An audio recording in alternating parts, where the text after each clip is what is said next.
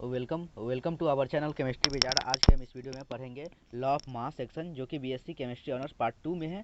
Chemical equilibrium का एक chapter में कहा है। तो यदि आप मेरे चैनल केमिस्ट्री विजार्ड पर नए हैं तो मैं आपको बता दूं कि मैं इस चैनल पर केमिस्ट्री ऑनर्स पार्ट 1, पार्ट 2 और पार्ट 3 के वीडियोज़ को अपलोड करता रहता हूं। साथ ही साथ क्वेश्चन बैंक भी प्रोवाइड करवाता हूँ। तो यदि आपको क्वेश्चन बैंक चाहिए तो आप प्लीज़ आप हमसे कॉन्टैक्ट कर सकते हैं। सो बहरहाल देख रहे हैं अभी लॉ ऑफ मास सेक्शन। तो लॉ ऑफ मास सेक्शन क्या है, आप लोगों ने 12th में भी पढ़ा होगा। देखिए, तो the relationship between the quantities of reacting substance and the product formed can be determined with the help of a law of mass section. कहता है कि लॉ ऑफ मास सेक्शन जो है रिलेशन बताता है जो रिएक्टिंग सब्सटेंस, जो substance जो है रिएक्शन में भाग लेते हैं उसका और प्रोडक्ट जो बनता है उसके बीच एक संबंध बनता है, वह लॉ ऑफ मास सेक्शन के द्वारा ही दिया जाता है। तो जो कि इस लॉ को गुलबेरी और वेज नामक वैज्ञानिक ने 1867 में दिए थे। तो this law was given by Guldberg and Waage in 1867। According to this law the rate, I hope कि आपको अब क्लियर दिख रहा होगा। According to this law the rate at which substance reacts is proportional to its active mass and the rate of chemical reaction is directly proportional to the product of active masses of the reacting substance। कहता है कि इस law के अनुसार rate of reaction जो है वो directly proportional to होता है एक्टिव मास के, है ना। और rate of chemical reaction is directly proportional to the product of active mass.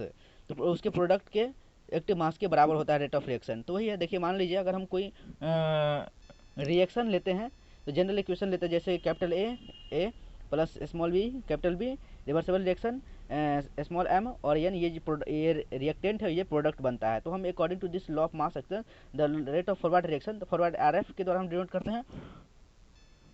तो फॉरवर्ड रिएक्शन क्या है, तो ये R F is directly proportional to rate of reaction. तो रेट ऑफ रिएक्शन जो है ये फॉरवर्ड रिएक्शन जो पहले है रिएक्टिंग वाला, तो वो हो जाएगा ए और ये भी हो जाएगा, राइट। तो ये रेट ऑफ रिएक्शन से यहाँ प्रोपोर्शनल का साइन हटेगा तो के आ जाएगा।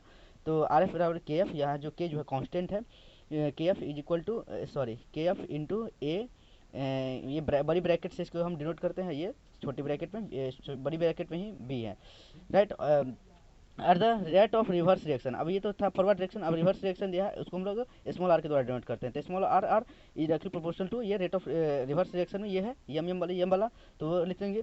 तो यहाँ से प्रोपोर्शनल का साइन हटेगा तो के आर आ जाएगा, यानी के कांस्टेंट आ जाएगा। तो वहाँ देख लीजिए के एफ के आर क्या है, सो देख लीजिए, where K F and K R proportional constant है। यहाँ जहाँ के एफ जो है वह rate of constant forward reaction है और के आर जो है rate of constant for reverse reaction है। एट इक्विलिब्रियम स्टेट में माने साम्य अवस्था में जो है ये rate of forward reaction is equal to the rate of reverse reaction. कहता है कि साम्य अवस्था में इक्विलिब्रियम स्टेट में जो है रेट ऑफ फॉरवर्ड रिएक्शन और रेट ऑफ रिवर्स रिएक्शन जो इक्वल होता है, तो ये हो जाएगा के एफ इंटू ये फॉरवर्ड रिएक्शन और ये रिवर्स रिएक्शन दोनों बराबर हो जाएगा। तो अब देखिए, अब के ई क्यू जो है वो कांस्टेंट इक्विलिब्रियम है, यानी कांस्टेंट इक्विलिब्रियम कांस्टेंट है। तो ये इसी को हम के ई क्यू के द्वारा डिनोट करते हैं। तो के इक्विलिब्रियम जो है के एफ बटे के आर, यानी कि फॉरवर्ड कांस्टेंट बटे रिवर्स कांस्टेंट। तो वही जो है ये जो है M into N into A by A into B. तो यही जो है वह केमिकल ये जो है वह इक्विलिब्रियम कांस्टेंट है। द इक्वेशन के E Q is called the equilibrium constant of reaction.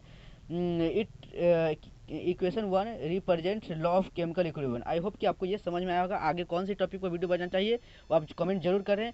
कैसा लगा ये वीडियो अपनी राय कमेंट्स में जरूर लिखें। Thanks for watching. Chemistry wizard is always with you.